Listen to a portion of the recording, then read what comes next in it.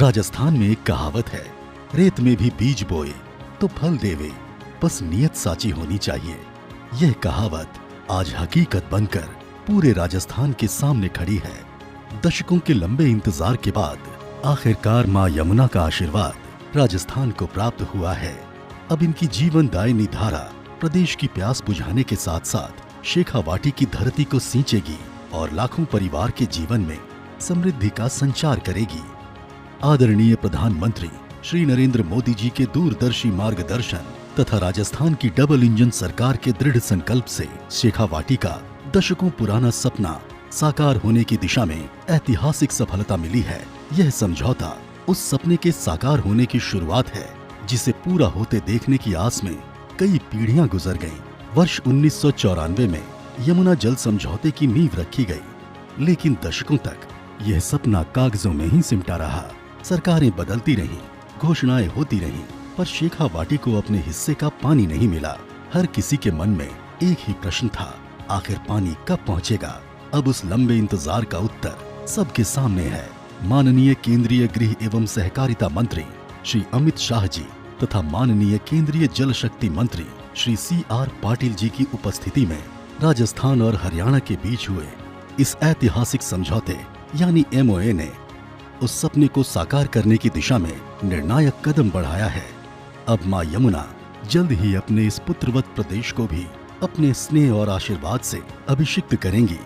मां यमुना अपने उद्गम स्थल यमुनोत्री से निकलकर टोंस, गिरी सहित अनेक सहायक नदियों का जल समेटते हुए रेणुका जी, किशाऊ और लखवार बांधों से होकर पांवटा साहिब क्षेत्र के रास्ते हरियाणा स्थित हथनी कुंड बैराज तक पहुंचती है। यह वही महत्वपूर्ण स्थान है जहां मां यमुना के जल का विभिन्न राज्यों के हिस्से के अनुसार वैज्ञानिक तरीके से नियमन और वितरण किया जाता है। समझौते के अनुरूप राजस्थान के हिस्से के जल की ऐतिहासिक यात्रा भी यहीं से प्रारंभ होगी। हथनी कुंड बैराज से निकलने के बाद मां यमुना का पावन जल लगभग 84.585 किलोमीटर पश्चिमी यमुना नहर से होकर आगे बढ़ेगा।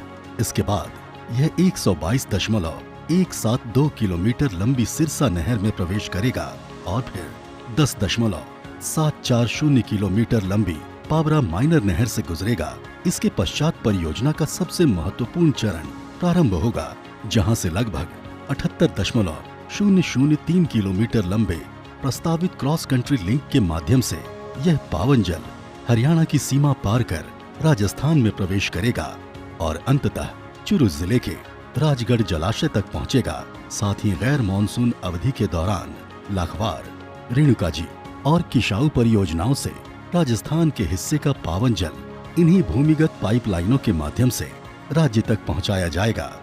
इस प्रकार लगभग 295.5 किलोमीटर की यात्रा तय कर मां यमुना का पावन जल भूमिगत पाइपलाइनों के माध्यम से चुरू जिले के राजगढ़ जलाशय तक पहुंचेगा। यहां से शेखावाटी क्षेत्र के विभिन्न जिलों में पेयजल एवं सिंचाई के लिए इसकी आपूर्ति सुनिश्चित की जाएगी। कुछ निर्णय वर्तमान की आवश्यकताओं को पूरा करते हैं, जबकि कुछ आने वाली पीढ़ियों की नियति बदल देते हैं।